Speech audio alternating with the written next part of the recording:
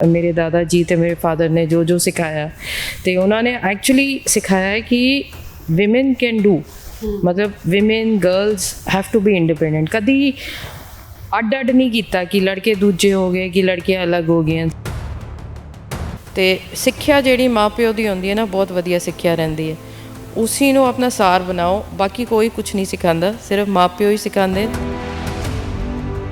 ना बड़ा अच्छा प्रोग्राम मैं शुरू किया है मतलब मैं विमेन ਨੂੰ ड्राइविंग सिखानी है free of cost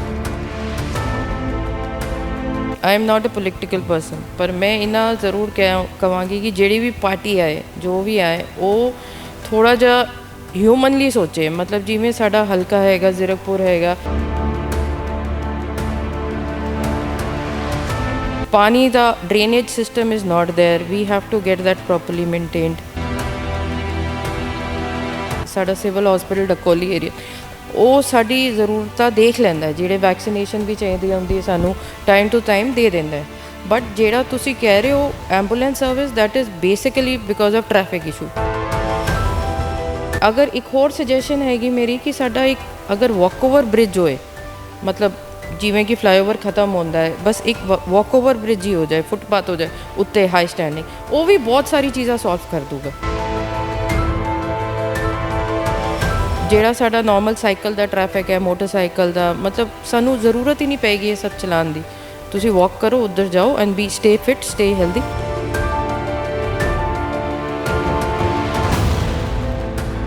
traffic police ਵਾਲਾ ਕਾਂਸਟੇਬਲ ਹੈ ਨਾ ਉਹ ਹੀ ਖੜੇ ਹੋ ਕੇ ਕੰਮ ਕਰਦਾ ਕੋਈ ਐਕਚੁਅਲੀ ਅਸੀਂ ਵੀ ਨਹੀਂ ਕਰਦੇ ਅਸੀਂ ਵੀ ਨਹੀਂ ਕੰਟਰੀਬਿਊਟ ਕਰਦੇ as human beings as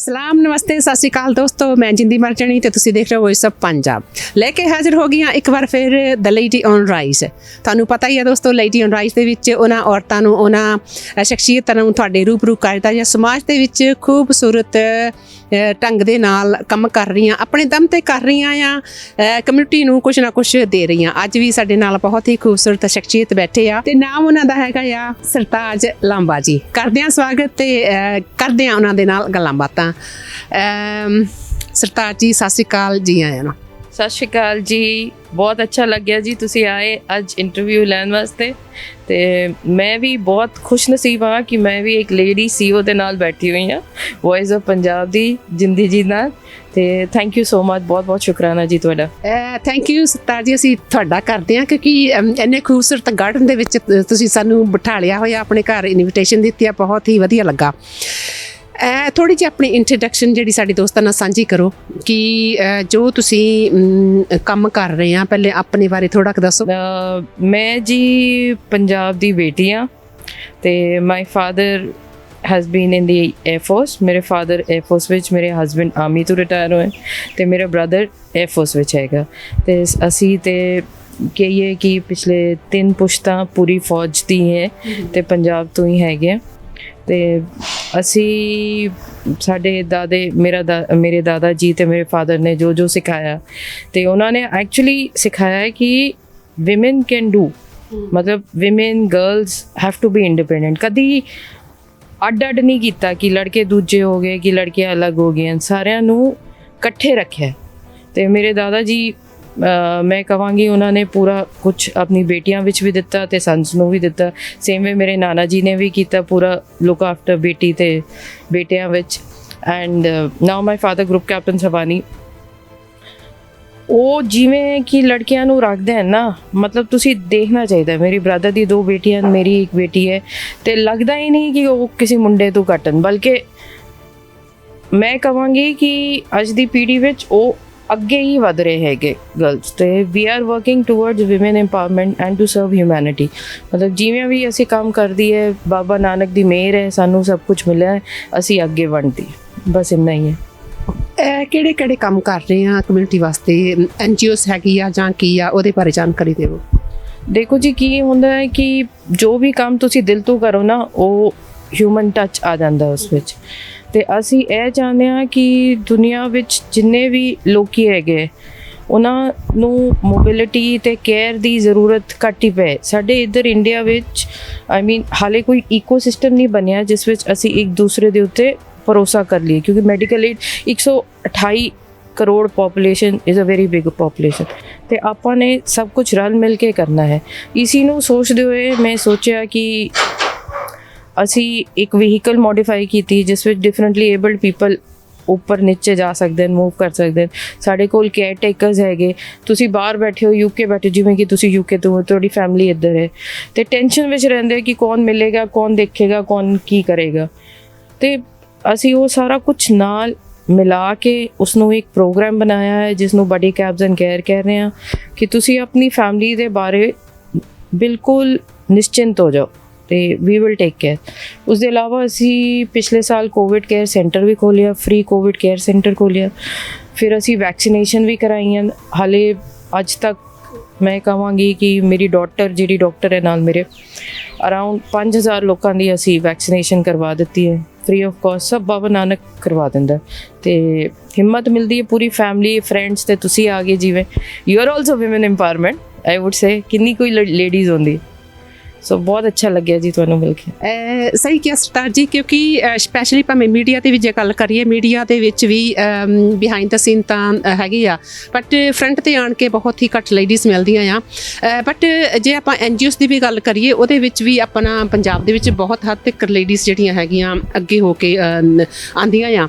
per ਫਿਰ ਵੀ ਜਿੱਦਾਂ ਕਿਤੇ ਨਾ ਕਿਤੇ ਜਾ ਕੇ ਉਹਨਾਂ ਨੂੰ ਪੁਸ਼ ਬੈਕ ਕਰਨ ਦੀ ਕੋਸ਼ਿਸ਼ ਕੀਤੀ ਜਾਂਦੀ ਆ, ਭਾਵੇਂ ਕੋਈ ਵੀ ਗੱਲ ਹੈਗੀ, ਭਾਵੇਂ ਘਰਾਂ ਦੇ ਵਿੱਚ ਵੀ ਆਪਾਂ ਦੇਖ ਲਈਏ। ਬਟ ਅੱਜ ਕੱਲ੍ਹ ਕਾਫੀ ਹੱਦ ਤੱਕ ਦੇਖਣ ਨੂੰ ਮਿਲ ਰਿਹਾ ਆ ਕਿ ਆਪਣੀਆਂ ਲੇਡੀਜ਼ ਜਿਹੜੀਆਂ ਹੈਗੀਆਂ, ਜਿੱਦਾਂ ਉਹ ਕਹਿੰਦੇ ਹੁੰਦੇ ਆਪਣੇ ਕੰਫਰਟ ਜ਼ੋਨ ਵਿੱਚੋਂ ਨਿਕਲ ਕੇ ਤੇ ਬਾਹਰ ਮਰਦਾਂ ਦੇ ਨਾਲੋਂ ਵੀ ਅੱਗੇ ਹੋ ਕੇ ਨਿਕਲ ਕੇ ਕੰਮ ਕਰ ਰਹੀਆਂ। ਸਪੈਸ਼ਲੀ ਆਪਾਂ ਕਹਿ ਲਈਏ ਕਿ ਕਮਿਊਨਿਟੀ ਵਾਸਤੇ ਇਹ ਕੰਮ ਜਿਹੜੇ ਹੈਗੇ ਆ ਲੇਡੀਜ਼ ਜਿਹੜੀਆਂ ਕਰਦੀਆਂ, ਮੈਂ ਤਾਂ ਉਹਨਾਂ ਨੂੰ ਸਲੂਟ ਕਰਦੀ ਹਾਂ। ਇੰਡੀਆ ਦੇ ਵਿੱਚ, ਪੰਜਾਬ ਦੇ ਵਿੱਚ ਸਪੈਸ਼ਲੀ ਜੇ ਗੱਲ ਕਰੀਏ, ਬਹੁਤ ਹੱਦ ਤੱਕ ਕਾਫੀ ਲੇਡੀਜ਼ ਜਿਹੜੀਆਂ ਹੈਗੀਆਂ ਆ ਆਪਣੇ ਪੋਲੀਟਿਕਸ ਵਿੱਚ ਵੀ ਹੁਣ ਆਉਣ ਲੱਗੀਆਂ ਆ।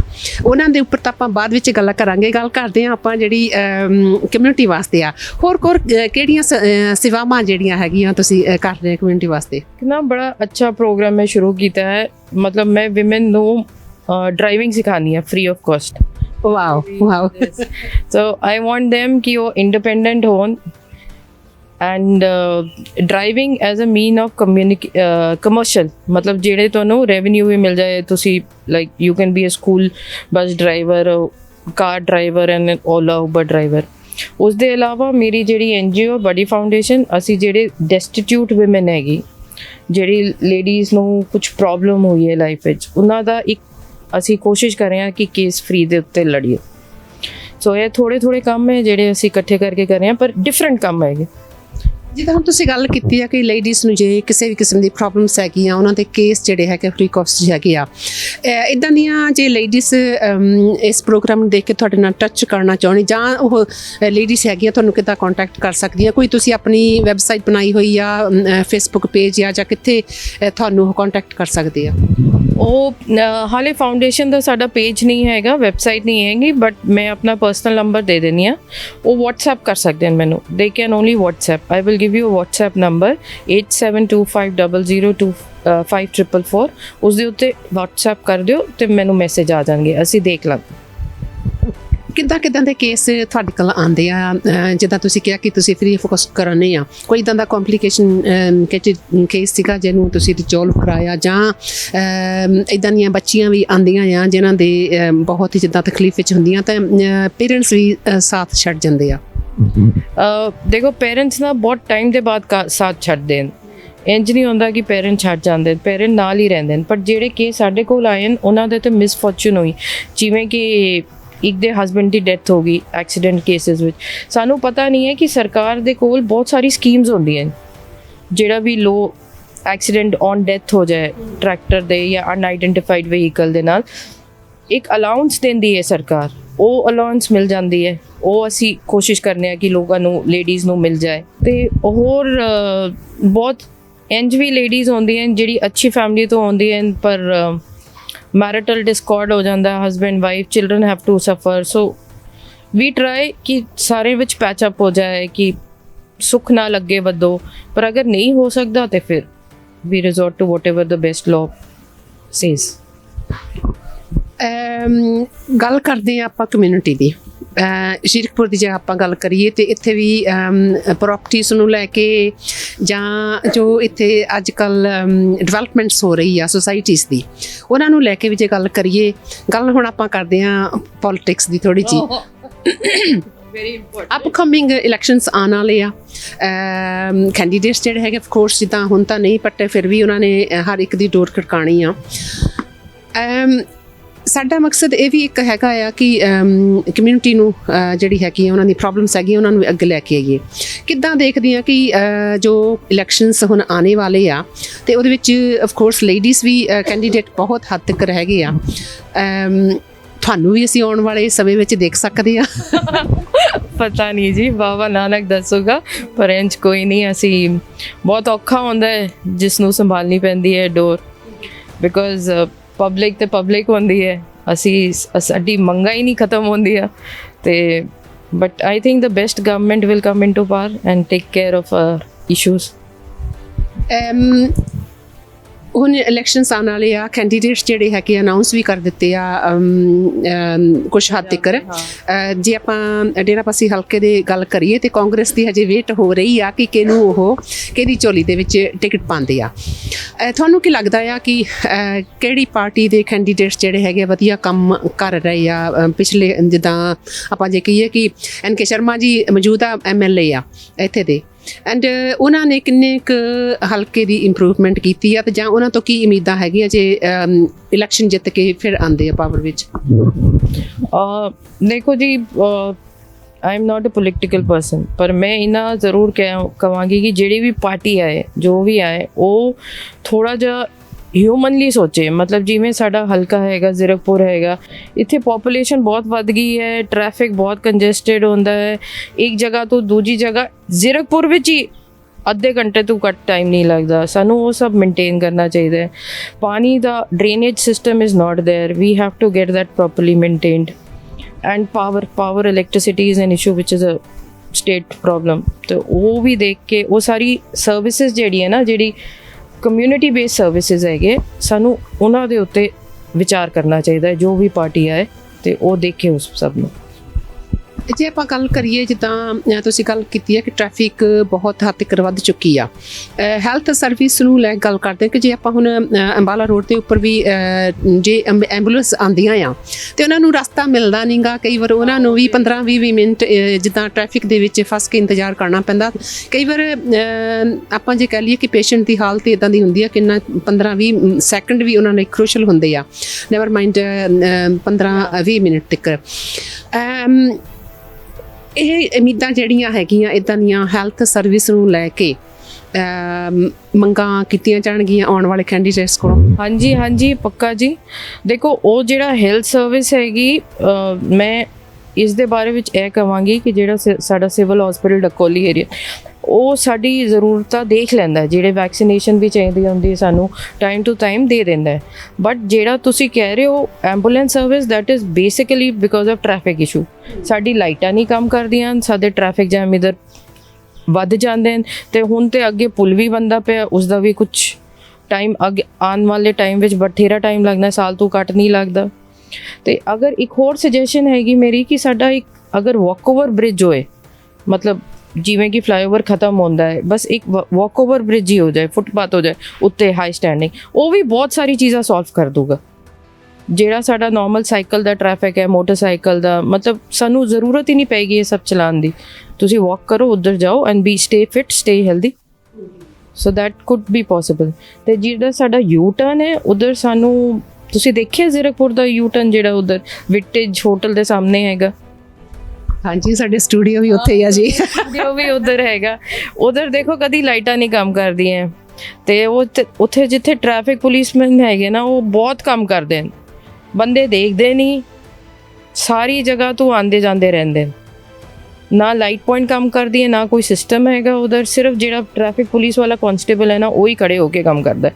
ਕੋਈ ਐਕਚੁਅਲੀ ਅਸੀਂ ਵੀ ਨਹੀਂ ਕਰਦੇ, ਅਸੀਂ ਵੀ ਨਹੀਂ ਕੰਟਰੀਬਿਊਟ ਕਰਦੇ as human beings, as society, as citizens. ਸਾਨੂੰ ਵੀ ਕਰਨਾ ਚਾਹੀਦਾ ਉਸ ਵਿੱਚ। This is a very big problem of Zirakpur. ਦੋਸਤੋ ਇਸ ਟੌਪਿਕ ਦੇ ਉੱਤੇ ਆਪਾਂ ਥੋੜਾ ਜਿਹਾ ਖੁੱਲ ਕੇ ਇਹਨਾਂ ਦੇ ਨਾਲ ਗੱਲ ਕਰਾਂਗੇ, ਕਿਉਂਕਿ ਟੌਪਿਕ ਹੀ ਕੁਛ ਇਦਾਂ ਦਾ ਹੈਗਾ ਕਿ ਜਿਹਨੂੰ ਆਪਾਂ ਛੋਟੇ ਸਮੇਂ ਦੇ ਵਿੱਚ ਨਹੀਂ ਕਰ ਸਕਦੇ। ਤੇ ਸਰਤਾਜ ਜੀ, ਹੁਣ ਕਰੋਨਾ ਦੀ ਜਿਹੜੀ ਹੈਗੀ ਆ ਤੀਜੀ ਲਹਿਰ ਫਿਰ ਜੰਪ ਅਪ ਕਰ ਰਹੀ ਆ ਰਹੀ ਆ। ਹੁਣ ਤੁਸੀਂ ਦੱਸਿਆ ਕਿ ਲਾਸਟ ਟਾਈਮ ਵੀ ਤੁਸੀਂ ਕੈਂਪ ਲਗਾਏ ਆ। ਕਰੋਨਾ ਨੂੰ ਲੈ ਕੇ ਹੁਣ ਤੁਹਾਡੀਆਂ ਕੀ ਤਿਆਰੀਆਂ ਹੈਗੀਆਂ? ਜੇ ਲਾਸਟ ਟਾਈਮ ਦਾ ਸੈਕੰਡ ਵੇਰੀਐਂਟ ਜਿਹੜੀ ਆਈ ਸੀ ਉਹਨੇ ਬਹੁਤ ਹੀ ਤੰਗ ਕੀਤਾ, ਤੇ ਹੁਣ ਤੀਜੀ ਜਿਹੜੀ ਲਹਿਰ ਆ ਰਹੀ ਆ, ਵੀ ਡੋਂਟ ਨੋ ਵੀ ਇਹ ਕਿੰਨੀ ਕੁ ਘਾਤਕ ਹੋਣੀ ਆ, ਲਾਈਟ ਹੋਣੀ ਆ, ਵੀ ਡੋਂਟ ਨੋ। ਕੀ ਤਿਆਰੀਆਂ ਉਹਦੇ ਲਈ? ਦੇਖੋ ਜੀ, ਜਿਹੜੀ ਤੀਜੀ ਲੇਅਰ ਆਣੀ ਹੈ ਓਮਿਕਰੋਨ ਵਾਲੀ, ਮਤਲਬ ਉਹ ਸ਼ੁਰੂ ਹੋ ਗਈ ਹੈ, ਉਹ ਆਣੀ ਨਹੀਂ ਹੈ, ਆ ਗਈ ਹੈ। ਬਟ ਇਸ ਵਿੱਚ ਇੱਕ ਚੀਜ਼ ਹੈ ਕਿ ਸਾਨੂੰ around 65% of the population is vaccinated. We all are vaccinated. Zirakpur, Punjab, ਇਹ ਸਾਰੀ ਜਗ੍ਹਾ ਹਲਕਾ ਅਸੀਂ ਵੈਕਸੀਨੇਟਡ ਹਾਂ। ਤੇ ਅਸਰ ਜਿਹੜਾ ਹੈਗਾ, ਦੇਖੋ ਪ੍ਰੋਬਲਮ ਤੇ ਸਾਰਿਆਂ ਨੂੰ ਹੁੰਦੀ ਹੈ। ਅਗਰ ਅਸੀਂ ਫਸਟ ਸੈਕਿੰਡ ਡੇ ਵਿੱਚ ਆਪਣਾ ਟ੍ਰੀਟਮੈਂਟ ਕਰ ਲਈਏ, ਸਾਨੂੰ ਪਤਾ ਹੈ ਕਿ ਸਾਨੂੰ ਹੋ ਰਿਹਾ ਹੈ, ਤੇ ਫੈਲਦਾ ਘੱਟ ਹੈਗਾ। ਤੁਸੀਂ ਖੁਦ ਆਈਸੋਲੇਸ਼ਨ ਕਰੋ, ਟੇਕ ਦ ਪ੍ਰੋਪਰ ਮੈਡੀਸਿਨਸ। ਇਸ ਵਿੱਚ ਕੀ ਹੈਗਾ, ਸਟੀਮ, ਗਾਗਲਸ ਤੇ ਪੈਰਾਸੀਟਾਮੋਲ ਹੈਗੀ, ਐਂਡ ਪੋਜ਼ਿਟਿਵ ਐਟੀਟਿਊਡ। ਬਸ ਤੁਸੀਂ ਪੋਜ਼ਿਟਿਵ ਹੋਗੇ ਤੇ ਪੋਜ਼ਿਟਿਵ ਹੀ ਰਹਿਣਾ, ਫਿਰ ਨੈਗੇਟਿਵ ਹੋ ਜਾਓਗੇ। ਮੇਰਾ ਮਤਲਬ ਇਹ ਕਹਿੰਦਾ ਕਿ ਜੇ ਇਨ ਕੇਸ ਸੈਕੰਡ ਟਾਈਮ ਜਿੱਦਾਂ ਕਾਫੀ ਹੱਦ ਤੱਕ ਆਕਸੀਜਨ ਦੀ ਪ੍ਰੋਬਲਮਸ ਆਉਣ ਲੱਗ ਪਈ ਸੀਗੀ, ਆਕਸੀਜਨ ਨਹੀਂ ਮਿਲ ਰਹੀ ਸੀਗੀ, ਇੱਦਾਂ ਦਾ ਕੁਝ ਹੁੰਦਾ ਆ, ਤੇ ਫਿਰ ਅਜੇ ਤੁਸੀਂ ਵੀ ਕਿਹਾ ਕਿ ਲਾਸਟ ਟਾਈਮ ਵੀ ਤੁਸੀਂ ਕੈਂਪ ਲਾਏ ਸੀਗੇ। ਹਾਂਜੀ, ਮੈਂ Covid centre, Covid care centre, sorry. And ਇੱਦਾਂ ਦੀ ਕੋਈ ਤਿਆਰੀ ਹੁਣ ਤੋਂ ਸਟਾਰਟ ਕੀਤੀ ਹੈ ਕਿ ਜੇ ਇੱਦਾਂ ਦਾ ਸਿਚੁਏਸ਼ਨ ਬਣ ਜਾਂਦੀ ਆ ਤਾਂ ਉਹਨੂੰ ਹੈਂਡਲ ਕਰਨ ਵਾਸਤੇ ਕੋਈ ਇੱਦਾਂ ਦੀਆਂ ਤਿਆਰੀਆਂ ਤੁਸੀਂ ਕੀਤੀਆਂ ਆ? ਇਸ ਟਾਈਮ ਜਿਹੜੀ ਤਿਆਰੀ ਹੈ ਉਹ ਸਰਕਾਰ ਨੇ ਬਹੁਤ ਵਧੀਆ ਕਰ ਰੱਖੀ ਹੈ, ਐਂਡ ਵੀ ਪ੍ਰੇ ਕਿ ਜ਼ਰੂਰਤ ਨਾ ਪਏ ਆਕਸੀਜਨ ਦੀ। ਆਕਸੀਜਨ ਬਹੁਤ ਅਵੇਲੇਬਲ ਹੈਗਾ, ਸਿਲੰਡਰਸ ਵੀ ਬਹੁਤ ਅਵੇਲੇਬਲ ਹੈਗੇ, ਤੇ ਅਸੀਂ ਵੀ ਆਪਣੀ ਤਿਆਰੀ ਕਰ ਲਿੱਤੀ ਹੈ ਜਿਹੜੇ ਮਿਨੀ ਕੋਵਿਡ ਕੇਅਰ ਸੈਂਟਰ ਵਿੱਚ।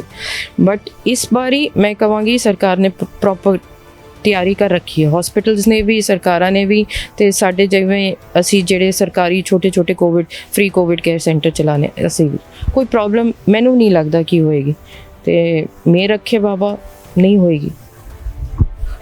ਜਾਣ ਤੋਂ ਪਹਿਲਾਂ ਮੈਂ ਸਪੈਸ਼ਲੀ ਯੰਗ ਲੜਕੀਆਂ ਵਾਸਤੇ ਕੋਈ ਮੈਸੇਜ ਤੁਹਾਡੇ ਵੱਲੋਂ ਸੁਣਨਾ ਚਾਹੁੰਦੀ ਹਾਂ ਕਿ ਕਮਿਊਨਿਟੀ ਦੇ ਵਿੱਚ ਆਪਣੇ ਆਪ ਨੂੰ ਸਟੈਂਡ ਕਰਨ ਵਾਸਤੇ, ਆਪਣੇ ਆਪ ਨੂੰ ਅੱਗੇ ਲੈ ਕੇ ਆਉਣ ਵਾਸਤੇ ਉਹਨਾਂ ਨੂੰ ਕੀ ਕਰਨਾ ਚਾਹੀਦਾ?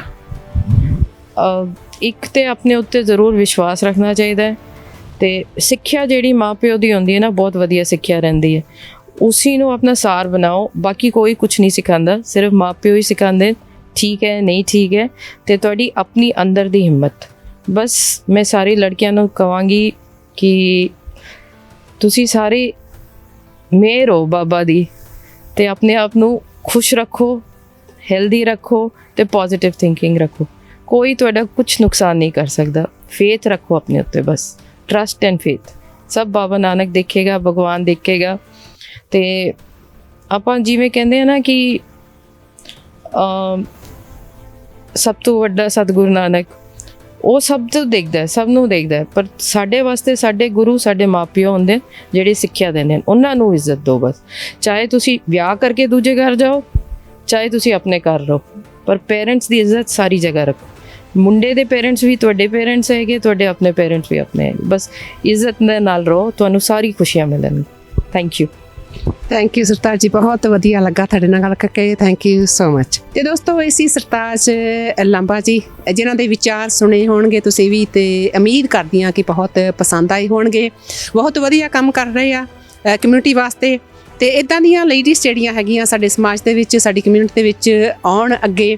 ਤਾਂ ਮੈਂ ਨਹੀਂ ਕਹਿੰਦੀ ਕਿ ਸਾਡੀ ਕਮਿਊਨਿਟੀ ਨੂੰ ਕੋਈ ਪ੍ਰੋਬਲਮਸ ਆਉਣਗੀਆਂ, ਕਿਉਂਕਿ ਜਦੋਂ ਘਰ ਦੀਆਂ ਮਾਵਾਂ ਭੈਣਾਂ ਤੁਹਾਡੇ ਨਾਲ ਚੱਲਦੀਆਂ, ਅੱਗੇ ਹੋ ਕੇ ਤੁਰਦੀਆਂ ਆ, ਤਾਂ ਹਰ ਇੱਕ ਕਮਿਊਨਿਟੀ ਜਿਹੜੀ ਆ ਖੁਸ਼ਹਾਲ ਹੁੰਦੀ ਆ, ਘਰ ਵੀ ਖੁਸ਼ਹਾਲ ਹੁੰਦੇ ਆ, ਤੇ ਆਪਣਾ ਸੂਬਾ ਖੁਸ਼ਹਾਲ ਹੋਊਗਾ, ਸੂਬੇ ਦੇ ਨਾਲ ਨਾਲ ਸਾਡਾ ਦੇਸ਼ ਖੁਸ਼ਹਾਲ ਹੋਊਗਾ। ਤੇ ਇਸ ਲਈ ਮੈਂ ਇਹ ਕਹਿੰਦੀ ਹਾਂ ਕਿ ਔਰਤਾਂ ਨੂੰ ਅੱਗੇ ਆਉਣਾ ਚਾਹੀਦਾ। ਆਪਣੇ ਜਿਹੜੇ ਵਜੂਦ ਹੈਗੇ ਆ ਉਹ ਆਪਣੇ ਸਟੈਂਡ ਕਰਨੇ ਚਾਹੀਦੇ ਆ। ਇਹ ਨਹੀਂ ਸਮਝਣਾ ਚਾਹੀਦਾ ਕਿ ਅਸੀਂ ਇੱਕ ਔਰਤ ਹੈਗੀਆਂ, ਸਾਨੂੰ ਕਮਿਊਨਿਟੀ ਕੀ ਕਹੂਗੀ, ਜਾਂ ਸਾਡੇ ਮਾਂ-ਬਾਪ ਜੇ ਅੱਗੇ ਨਹੀਂ ਆਉਣ ਦਿੰਦੇ ਤੇ ਉਹਨਾਂ ਦੇ ਨਾਲ ਬੈਠ ਕੇ ਸਾਨੂੰ ਸਮਝਾਉਣਾ ਚਾਹੀਦਾ ਕਿ ਅਸੀਂ ਕਮਿਊਨਿਟੀ ਵਾਸਤੇ ਕੰਮ ਕਰ ਰਹੇ ਹਾਂ, ਕਿ ਇੱਕ ਔਰਤ ਇੱਕ ਜਨਨੀ ਹੁੰਦੀ ਆ ਤੇ ਜਨਨੀ ਉਹ ਆਪਾਂ ਨੂੰ ਪਤਾ ਆ ਕਿ ਇੱਕ ਜਨਮ ਦੇਣ ਵਾਲੀ, ਚਾਹੇ ਉਹ ਕਿਸੇ ਵੀ ਕਿਸਮ ਦੀ ਆ। ਜਨਮ ਇਹ ਨਹੀਂ ਹੈਗਾ ਕਿ ਬੱਚਾ ਪੈਦਾ ਕਰਕੇ ਹੀ ਜਨਮ ਦੇਣਾ, ਇੱਕ ਕਮਿਊਨਿਟੀ ਨੂੰ ਜਨਮ ਦੇਣਾ, ਉਹਨੂੰ ਪਾਲਣਾ ਪੋਸ਼ਣਾ, ਇਹ ਵੀ ਇੱਕ ਔਰਤ ਦੀ ਹੱਕ ਹੈਗਾ ਆ। ਇੱਕ ਰੁਤਬਾ ਜਿਹੜਾ ਹੈਗਾ ਔਰਤ ਨੂੰ ਆਪਣਾ ਬਣਾ ਕੇ ਕਮਿਊਨਿਟੀ ਵਿੱਚ ਰੱਖਣਾ ਚਾਹੀਦਾ। ਤੇ ਦੋਸਤੋ ਇਸ ਉਮੀਦ ਦੇ ਨਾਲ ਆਪ ਸਭ ਤੋਂ ਲੈਂਦੀ ਹਾਂ ਇਜਾਜ਼ਤ ਕਿ ਅੱਜ ਦਾ ਐਪੀਸੋਡ ਆਇਆ ਹੋਊਗਾ ਪਸੰਦ। ਨੈਕਸਟ ਟਾਈਮ ਮਿਲਦੇ ਹਾਂ ਕਿਸੇ ਹੋਰ ਪਰਸਨੈਲਿਟੀ ਦੇ ਨਾਲ। ਤਦ ਤੱਕ ਮੈਨੂੰ ਦੇਖਦੇ ਰਹੋ ਇਸ ਪੰਜਾਬ, ਦੇਵੋ ਇਜਾਜ਼ਤ। ਸਤਿ ਸ਼੍ਰੀ ਅਕਾਲ।